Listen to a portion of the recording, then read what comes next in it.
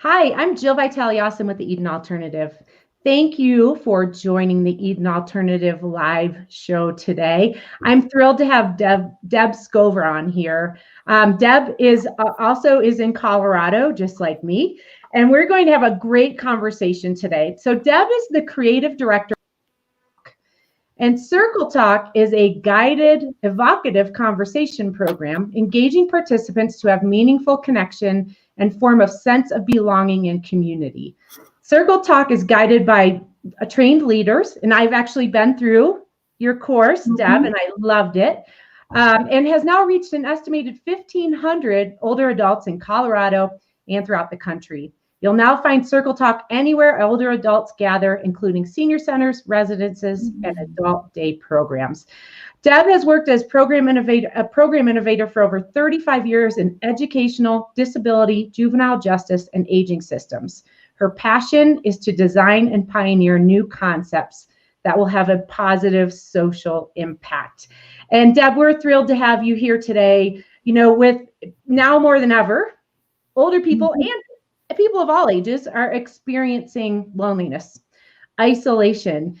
And I really love how CircleTalk has always done this work that you've done. And we'll talk a little bit about that, but how you've really adapted your approach to meet these challenging times.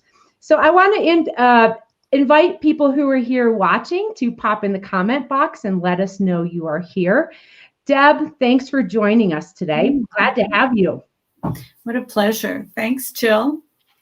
And for those of you out there who don't know CircleTalk, you know, one of the things that was really fabulous for us when we learned about CircleTalk is how aligned this organization is with the Eden Alternative.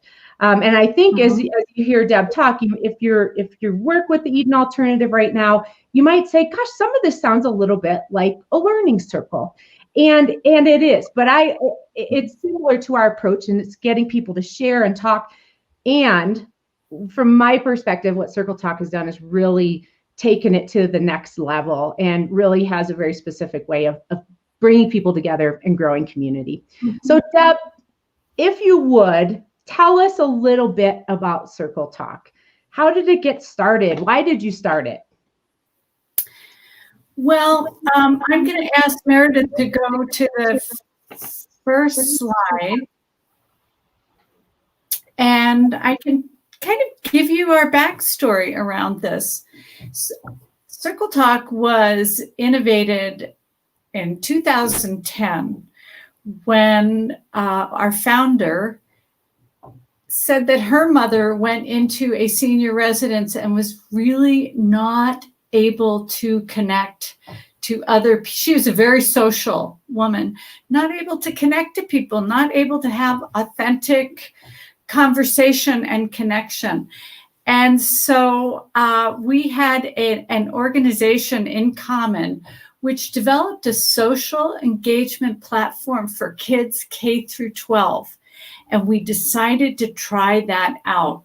We decided, you know, connection, relationships, and meaningful conversations. I mean, that is not age limited. That is something that everyone needs, including kids. And so the PassageWorks program had piloted ways to get kids to really interact across lines with each other and not engage in what so many kids in school systems are used to, which is called parallel play, which is just sitting and looking forward and engaging in what's in front of you. And what we realized was there's a parallel in programming in the aging industry where that really struck me is, that so many programs aren't and approaches aren't focused on people getting to know each other and interacting with each other. It's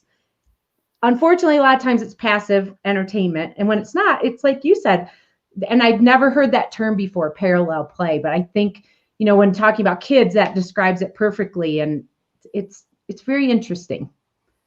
So we took what was learned in a K through 12 setting, and we just translated it and made it appropriate for older adults. So Meredith, can you move on to the next slide? And this is just a kind of a snapshot of what we do at CircleTalk. It's a regular 60-minute program. People meet once a week for 8, 10, or 12 weeks. It has a very distinctive beginning, middle, and end. And we introduce best practices in how people interact in a group. We call that the 6 agreements of how to participate. Things like listen respectfully, keep confidentiality. I mean, we've all experienced those kinds of group agreements from time to time. And then we introduce rich discussion themes. So it has been amazingly successful in giving people an opportunity to tell their stories, and that everyone in the group is telling their stories, because we've overlaid a structure, and we train leaders in how to do facilitation, Facilitation 101, so they can manage a group. And help people to feel safe there too, right? So safety is huge. Yes. Safety, if people know what's coming every week, it creates such a comfortable space for sharing who they are. Yes. So when we ask people to engage in personal story, they have to feel like they have, they're in a space that is receptive to it and that everyone is listening. And that in itself is a safe space, and it increases participation. Yes. And without having that structure, groups don't always end up in that good place, right? And so I love that everything is framed in, it's really community building. It's the way when I took your course, it's like, wow, this is such a powerful way to build relationships, build community, and have people feel like, and it's like the title of this show we're doing today, can anybody hear me? Does anybody see me? Am I known as a person to others? Yeah. And that's right. Feeling seen, feeling heard, feeling purposeful in what you're talking about. I mean, who doesn't want that? Right. And it doesn't happen enough. So tell us some stories. We love stories at the Eden Alternative. Tell us some of the impact that CircleTalk has had. What are some things that you've seen or heard?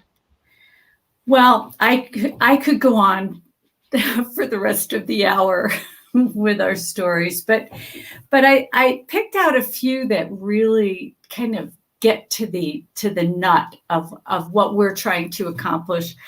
So I'm going to talk for a second about Frida, who lived in assisted living, and her only child, her daughter, lived in Florida. And so when her daughter would come and visit her here in Colorado, we would always invite her into the circle to participate. And I noticed that she was very quiet the first few times that she participated. Her daughter was very quiet. And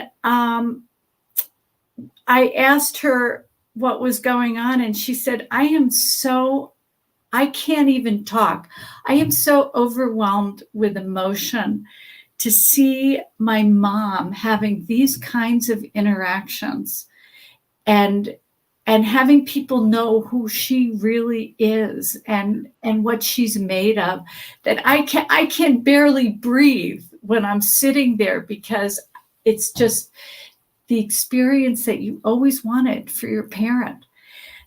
Another thing we've seen, which was kind of a staff observation, is that staff in different senior communities would come up and tell our leaders that all of a sudden after CircleTalk, people were walking together and meeting each other before CircleTalk and walking there, that transition from, apartment or room space into that community was a very important time. And they had never seen that before in their residence. So people were connecting informally and really, making that transition from my little apartment into this community was an important moment.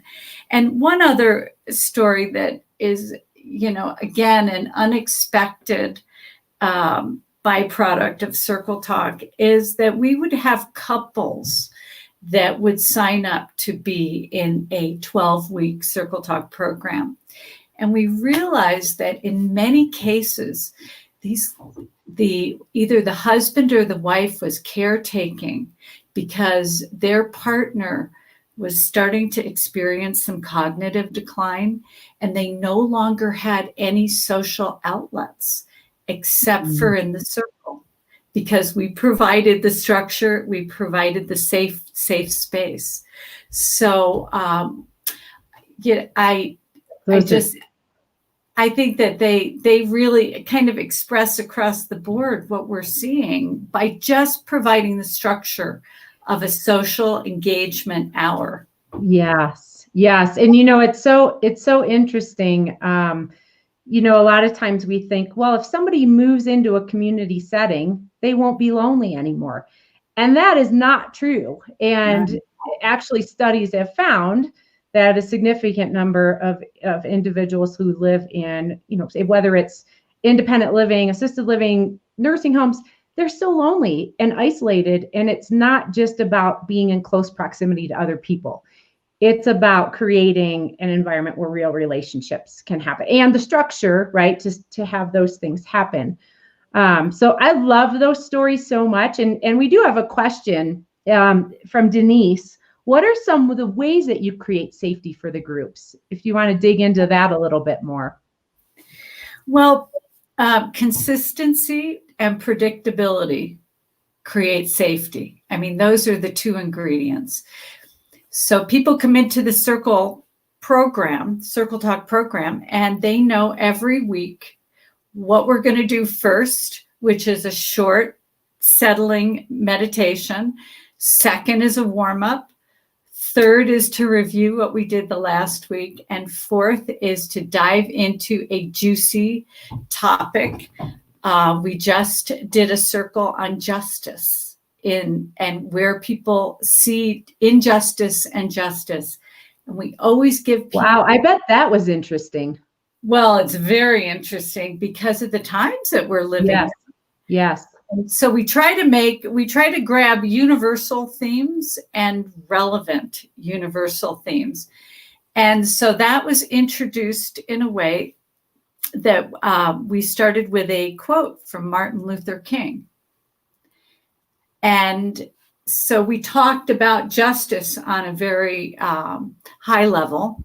And then we asked for personal stories. So we're always giving people a chance to dive deeper or not, because you can always pass. Yes. We'll come back around if you want. So there's lots of choice, which also creates safety.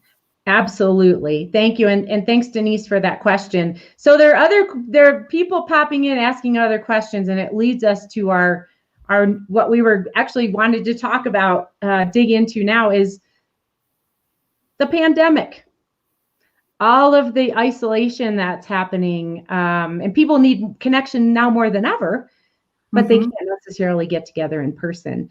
And I love the approach you've taken. If you could share kind of how you have, how have you shifted things, and how are you continuing to do this work and connect people during the okay, so I'm going to start by saying when the pandemic, it was obvious mid-March that we were into something we had never seen before.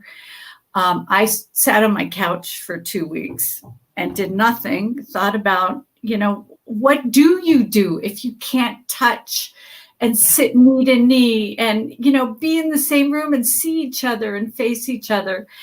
And so then we thought, well, there's got to be a way for people to connect in, virtually that fits the generational needs at the same time. So Meredith, can you pull up slide number 5, which is 3 ways CircleTalk can happen?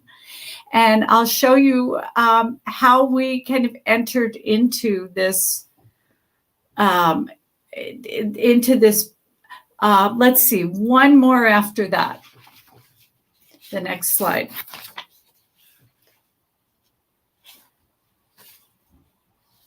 While we're waiting. Okay, so I will tell you that I live with my 91-year-old mother, and I know the challenges around Zoom. It's not just a get on Zoom, right? It is not. And I really thought we need to be expansive about how we want to deliver this program and reconnect people to other people. So in the center, you'll see what we had been doing was a face-to-face program where we all gathered in a circle. We started video conferencing with Zoom in June, and that requires challenges. That requires the right device. It requires in-house support to get people up on the program and supported while they're participating. I will say that in residences where you have you can really look to the staff to help with that. That will work. That does not work with people aging in their own homes that don't have kids around, or they don't have anyone to really help them, provision them or help them. So we moved to a phone circle platform, which the program we're using right now is Uber Conference. And all it requires is to push 1 as people get on the phone. It's a high quality service. It's inexpensive. And we have formed, can you go to the next slide, Meredith? I'll show you what we do with the phone circles, which is so cool. First of all, everybody knows how to use a phone. That generation, 80 years old, 90 years old, are very comfortable connecting on the phone. I remember my parents being really comfortable making friends on the phone. So we create a template that where everyone's pictures on it, we mail it to them. And okay. That is slide number 6. If Meredith can pull that up, it's the one right after the one you just showed. And so we have a point of reference. So you know who comes first, who comes second, who comes third. You lose 68% of your information when you go to a phone circle.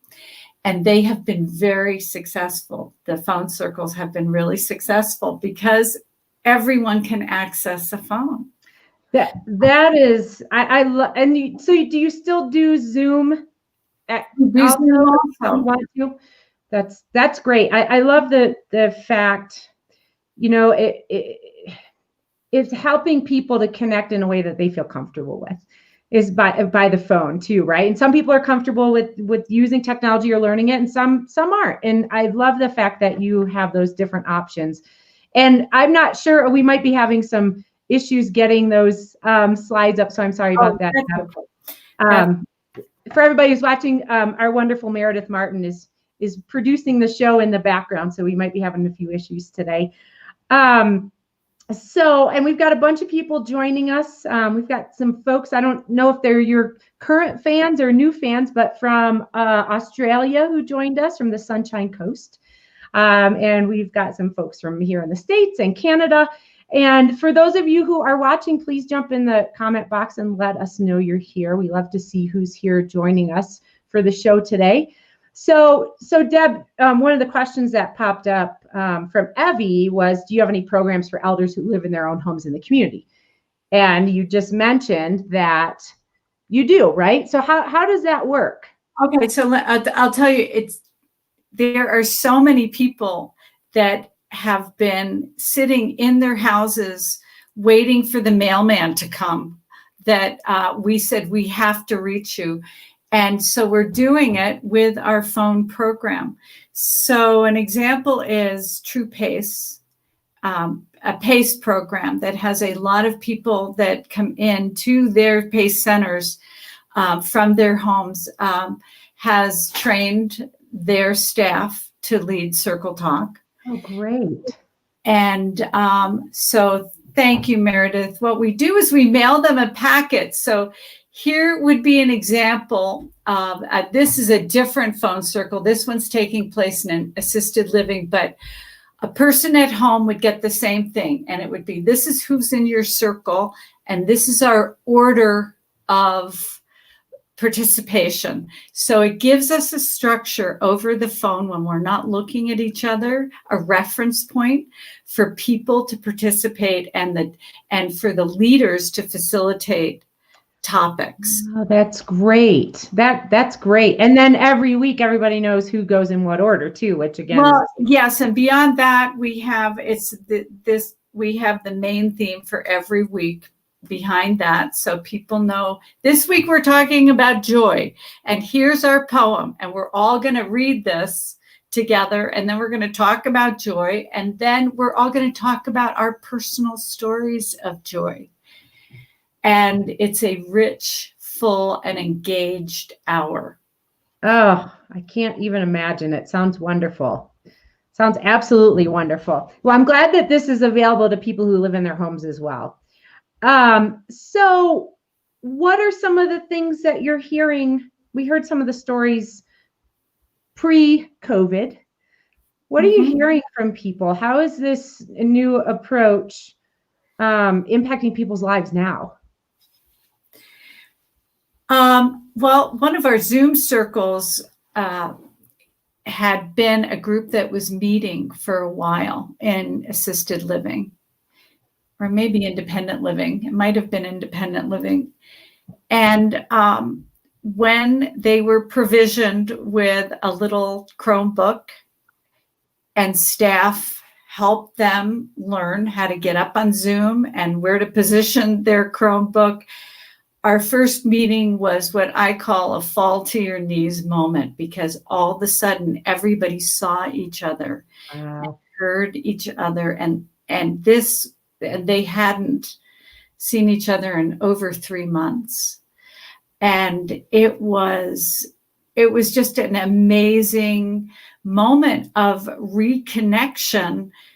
And you could just feel how isolated people were, and pulled back into such a small world when they had just gotten out there and learned these new skills and were in the of self-disclosure and hearing other people's stories. So we got right back to it, and it was a wonderful moment. And our phone groups are the same way. I mean, we hear people say, thank you for bringing me in and bringing me into a small community of people who know I'm out here, who care about what I have to say.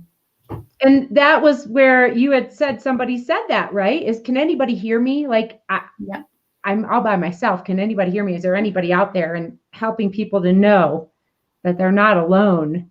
Yeah. Especially right now. Wow. So powerful. And there's a question from Evie asking, what's the maximum number of people that works well in a circle? Okay, so face-to-face circle, which I do want to say at some point we will be meeting with people again.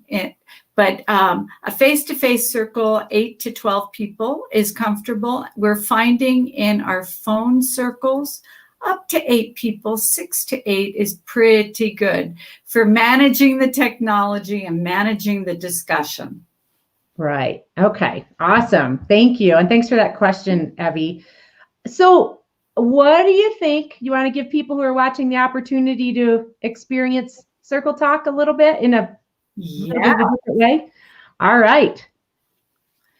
So I'm going to turn it over to you to ask the first question. Okay. And should we put up that slide? Yes. Okay. So Meredith, can you put up the let's try it? Oh, beautiful. Okay.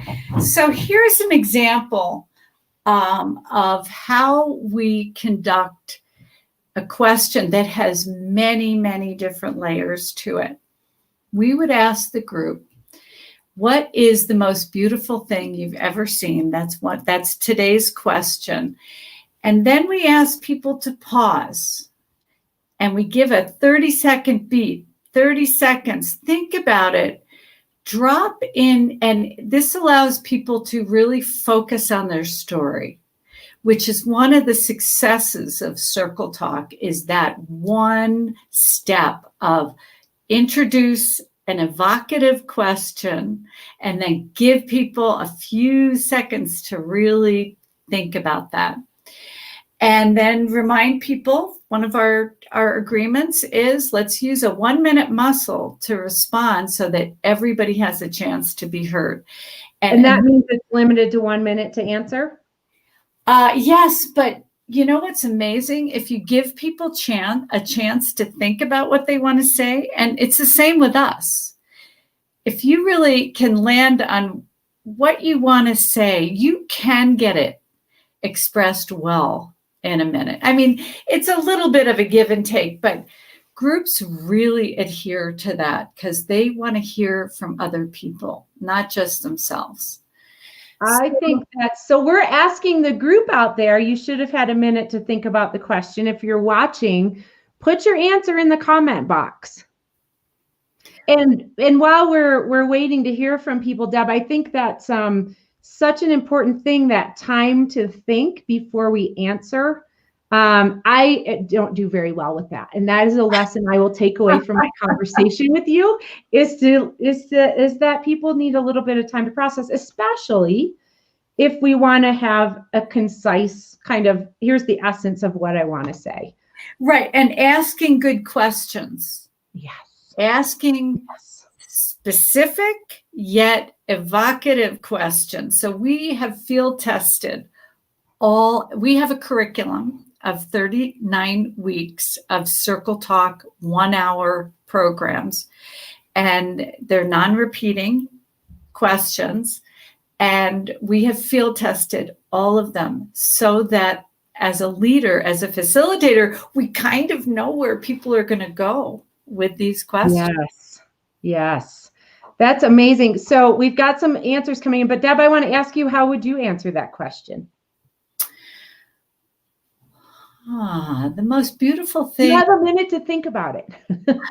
I can land on that one pretty easily, and it changes.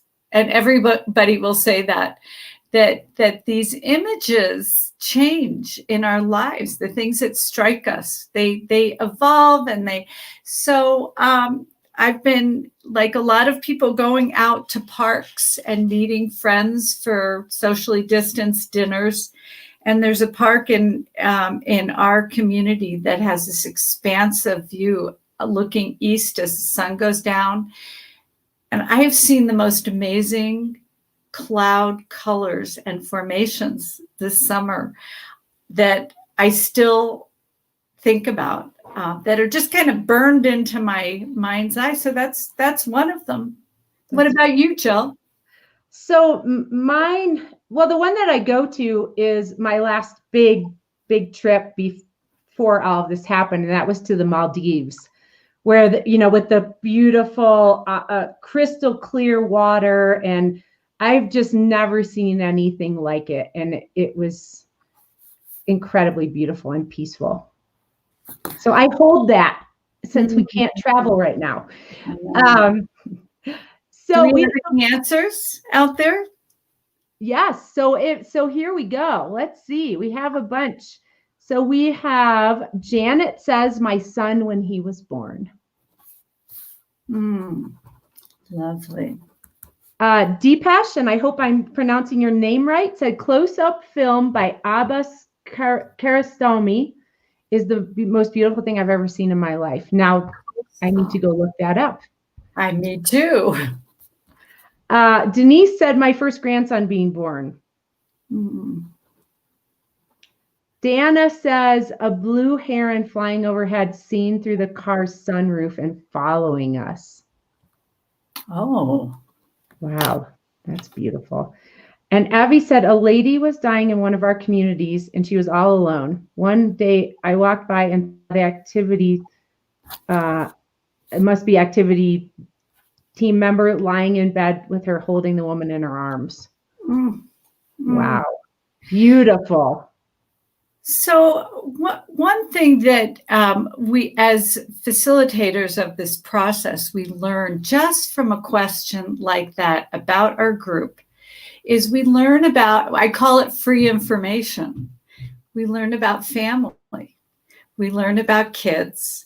We learn about how they view the world and where they're traveling in the world. We learn about, sensibilities with other people. And, so there's all this information as a group facilitator of 6 to 8 people that you can come back and touch in with people about, because all of a sudden we know them better. And that feeling known, right, Jill, is so critical. That is the foundation of everything. And Suzanne popped in and said, birthing my beautiful boys. Yeah. And Chris said, driving cross country when the others were sleeping in the car and driving while the sun was rising across the Nebraska cornfields. You could just see that. What a beautiful image. Yes. And you know what I'm thinking about? And Fonda says surfacing from scuba diving and the sun was just setting. So it was at eye level. Wow. Yeah. Now we know that Fonda does scuba diving, right? And so it's so interesting, like you said, what you can learn from asking the right questions and how people share who they are. And that's one of the things that I don't think I'm always the best at, but I'm trying to be better at is not having the right answers, but having the right questions. So that's one of our agreements. One of our 6 group agreements is there are no wrong answers right up front. And that gets back to that safety piece as well. Absolutely. And, all of a sudden you're free to just go anywhere. And the number of people who say this exact thing, I haven't thought about that for a very long time, is incredible, because nobody posed the question. Nobody asks these questions. Yes, absolutely. Oh, I loved it. Just that experience now was amazing. So I think we wanted to ask the people that are out there watching some other questions, right? Mm-hmm. So do you want to ask them, or would you like me to, Deb? It's totally up to you. Well, I'll ask one question. It's around this idea of connection, deep connection, not just what I would call light, trite, and polite chit chat, but what kinds of things do you do or do you see going on with older adults where you can say that is real connection? What are people doing and saying to each other that represents that deeper connection? Because that's the piece that we're trying to go for, is your essence, to really probe and give you a chance to talk about, bring the inside outside. Yeah, so we'd love to hear from the people that are out there watching. When do you see deeper and more meaningful connection happening for older adults? And I'll tell you so while we're waiting, one of the conversations at my community when I used to lead a community was around social justice. And when what we were talking about and using a learning circle was, how do we want people who are living with different abilities in this community, people who might be living with frailty, people who might be living with dementia, how do we want to feel in this community? Because at the time it was kind of segregated, as it is so often. And when the residents, when we started talking about that, it got really deep, and it was, a lot about people's personal experiences and I think you're right. A lot is very, what'd you say? Trite, polite? Oh, light, trite, and polite. Light, trite, and polite. Yeah, I think we do that a lot because, especially, me running a community, it's like, well, you don't want to get too deep into things, but you have to go deep if you want to drive change, right? You have to go deep, and those opportunities are not available for, if you don't set it up, which we set it up in CircleTalk to give people the safety to go deep, then they don't happen. Right. It's not common. Yeah, I agree. And we need so much more of that. So I haven't seen any answers to your question, but Liesel from South Africa asks, how would I be able to train as a CircleTalk facilitator? I would love to run these groups in South Africa. Oh, what a wonderful question, Liesel. We offer a virtual training, and our next virtual training will be in October 13th. We usually have them a little closer to each other, but we're incorporating all these new virtual strategies that we're learning about phone circles and Zoom circles. So, here we go. Thank you. So we can bring the mountain to Muhammad, as they say. We used to do just face-to-face, and actually Jill was in our inaugural first virtual CircleTalk training. And it was amazing. Amazing. Thank you. And so go to our website. Give us a couple of days. We're just updating it with all the virtual information. So if you go to our website later this week, Liesel, you will see everything you need to know to not only get trained, but we do coaching, virtual coaching afterwards to get you started. And we provide the materials that you need. So that includes a curriculum and a little kit. I'm not sure how we're going to get it to South Africa, actually, but we will figure that out together. So we've popped up the website here on the screen. It's circletalk.org. So check it out. It really is. It's a great course. And Liesel, I think that would be awesome if you got that rolling in South Africa. So Chris popped in with a comment. I think it was answering the question that we had asked. During this pandemic, I have heard many team members tell us that they've been scared for their lives, their families' lives, confused about the isolation. And when they expressed that to the older adults they ended up helping them by talking about their past experiences during challenging times. So elders helping younger people with more life experience, helping people with less life experience to get through this. And that, especially when we look at the structure of residential communities, you've got a lot of younger people working now in residences. And so that has come up in our circle where we asked one week, what are you doing to support the people that are supporting you? That's great. And it was a wonderful discussion, because that's when our elders in our group realized they had a lot to give back during this time. They've lived through the Depression and World War II and all kinds of other terrifying moments, and they had the fortitude and strength that was built up to kind of pass on this too shall pass messages to staff. So yeah, it's a wonderful opportunity. In the Eden Alternative, we say that people need the opportunity to give as well as receive care. And unfortunately, one of the very many false stereotypes of being older is that you don't have anything to give back. And so just asking that question is powerful. And because people don't really ask that of older people, right? Not so often. It's all about how will we protect you and do for you. Or learned helplessness. How are we going to teach you to be helpless in this setting that we're, well, we know we won't go down that road, but we know that that's one of the, the problems that's endemic in, our systems of care for older adults, is that we're not looking to them.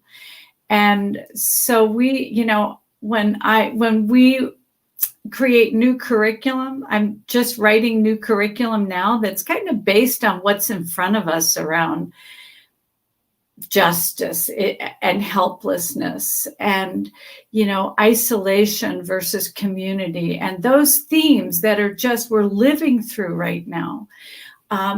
It's a deep well that we have. Yes, it is. Yes, it is. And so Deepesh said, in this pandemic, my mom's asthma got worse. And when I was holding her in my arms, when she was feeling complications with breathing, and slowly she started feeling better. That was truly deep connection I had ever experienced. Beautiful. What an image. And I will say that when we meet face to face, these are in the previous times, we did a lot of touching. We held hands as a closing ritual in the circle. We would we would touch the person on the shoulder. That touch it's lost. Older adults do not get touched enough. And we realized that was super powerful in that setting, appropriate, done appropriately, but right. Powerful. Yeah, absolutely. Do you want to ask some of the other questions of the audience? Okay, I got to find them. Or I can. I have it in front of me. Okay. So one of the things that you're interested in hearing from people who are watching, what are some things that make it difficult to have these kinds of deep connections happen? What we were just talking about. What are barriers to that you see? If you take a minute and pop your answer in the chat box, that would be great. Deb, I'm curious to hear what you think some of those things are while we're waiting. Some of the barriers to deep connection. Well, one of the things that older adults that we're experiencing with groups of older adults is tremendous transition in life, and no place to easily express things like a spouse dying or children dying or leaving or moving or neighbors going away.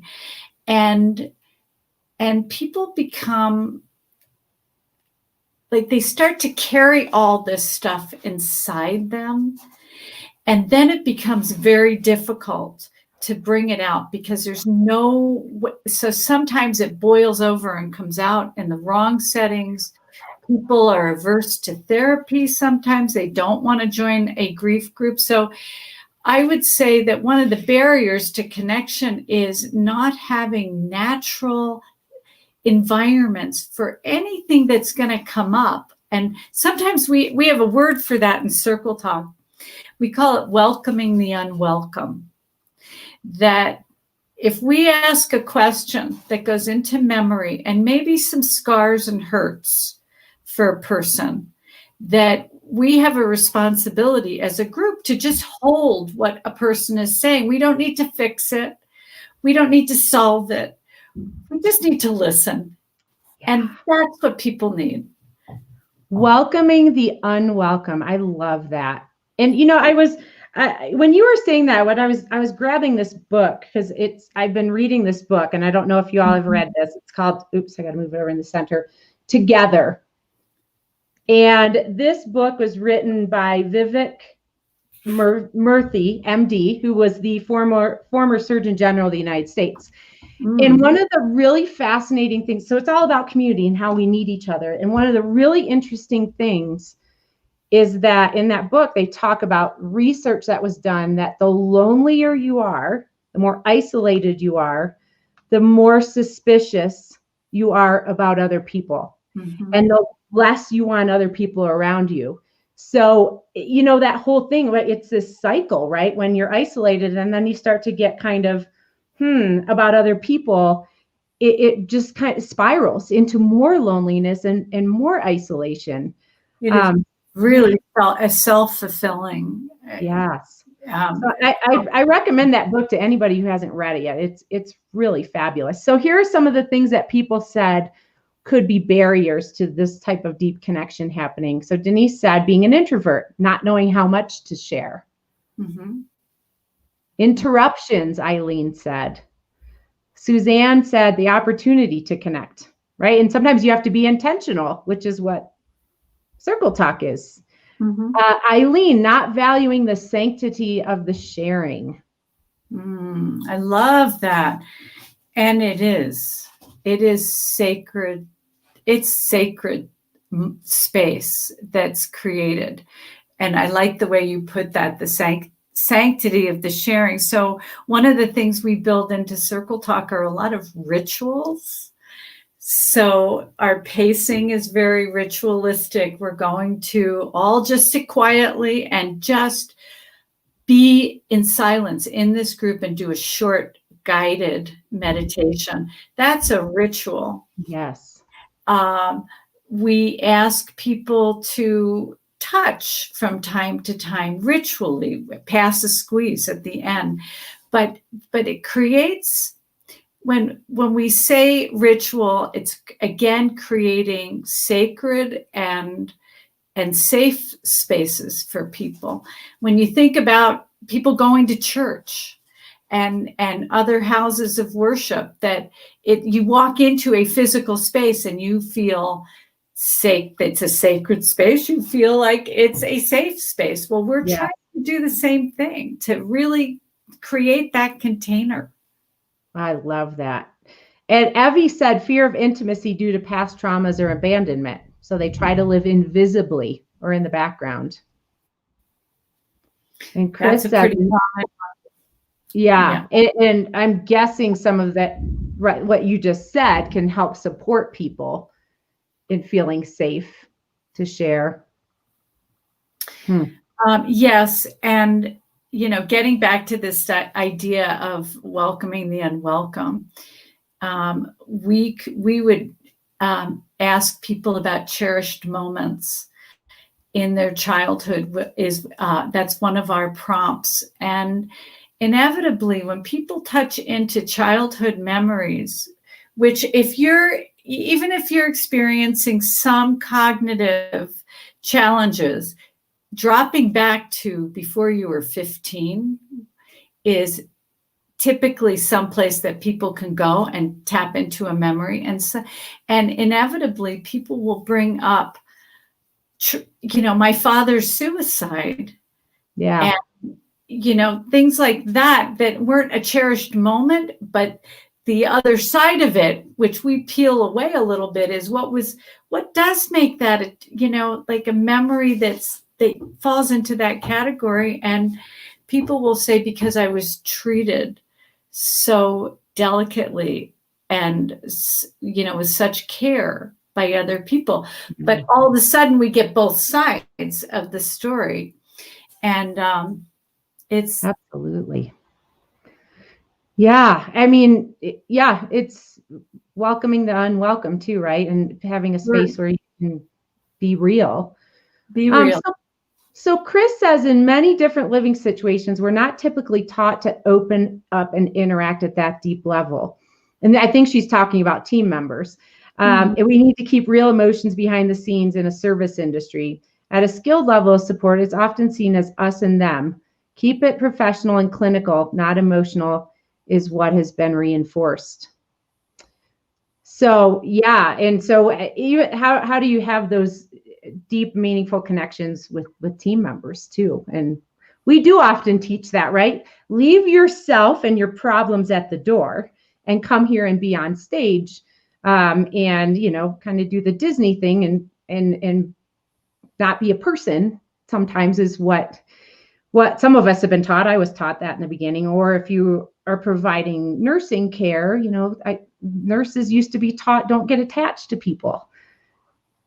So we're talking about the work in people's, like, in a residence, very intimate work with people, and to you know, not feel like you can have any level of connection with staff people beyond the clinical is, I think, makes that a harsh working environment. Yes, I totally agree. Absolutely. And when you can start supporting people to have real relationships, it changes everything. Mm-hmm. It changes everything. So we are almost at the end of our time. I wanted to see, Deb, what haven't we talked about that you would like to share with people who are watching? Could we pull up one slide number 4, Meredith, which is CircleTalk for everyone? Because I want to talk about how we have worked to really adapt CircleTalk to, what do I call it? I call it the natural kinds of changes that people experience as they age. And that would be vision loss, some hearing loss, some cognitive loss, sometimes physical capacity loss. And we have really created in our curriculum and in our training, we talk about this a lot, how to adapt to a group. When you ask a group to show up, you don't know what you're going to get, but you do know that you're going to get a variety of different physical and maybe emotional challenges. A lot of people suffer from depression, experience depression as they get older. We have a lot of people that come in with depression. And so we help to really teach new leaders how to adapt your program, because we can't anticipate exactly what your group configuration is going to be. That makes sense. And that, I think, has worked. And that's another reason why we field tested this curriculum for so long, because you don't know who's going to show up. Right. And right. And so this actually, Denise asked a question that really kind of ties into this, I think, is who typically is a CircleTalk leader? Are there any skills or personality types that work best? Well, we have a couple of different categories. We have a lot of activities directors and activities coordinators. And if people are doing that work to begin with, they're a good match for just more training, because they walk in with the right attitude and the right aptitudes, and they're doing the work anyway. The other group of people that we train are encore career people looking for kind of a juicy either volunteer or other interaction with older populations. So retired social workers, school principals, teachers, therapists. So that's great. So it's a group that's really well equipped walking in the door. This kind of work attracts certain kinds of people. Yes, it does. That is for sure. And Liesl asked, and I'm assuming the answer is yes, do group members keep confidential what has been shared during the discussions? Is that one of the ground rules?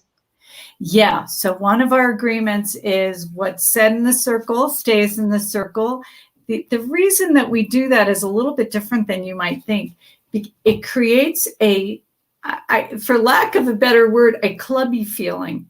But it's like, we're a group. We're even more of a group because we're holding each other's confidences.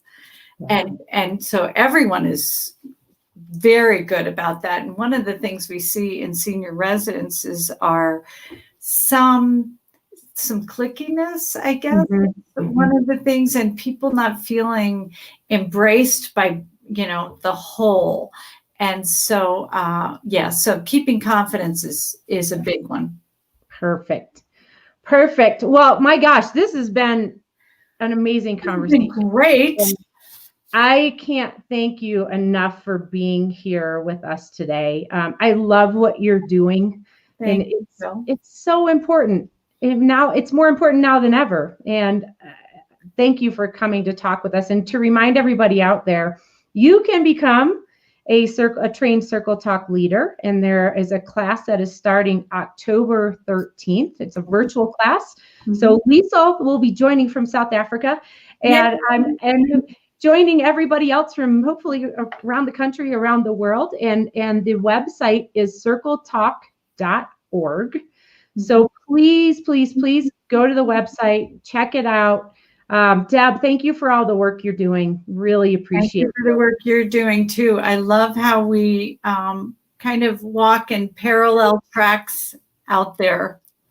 Yes, we do. We do. And it's great that we're working together on all these things.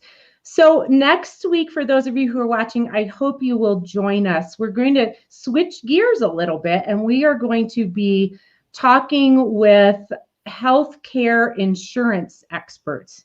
And you might be like, oh, that doesn't sound very exciting. Well, it is exciting because we're going to be talking about, one of the things that drives, and I was an administrator for a lot of years, it drives decisions is, how do I keep myself out of hot water? How do I avoid getting sued? How do I avoid liability? And so we've got some experts that will be joining us to talk about reducing liability while improving quality of life, and how this pandemic is impacting our field in terms of risk and liability, and what we can do to kind of get in front of that and do a little better while promoting quality of life. Thank you, Deb. Thank you, everybody, for joining us today. Okay. Have a great day.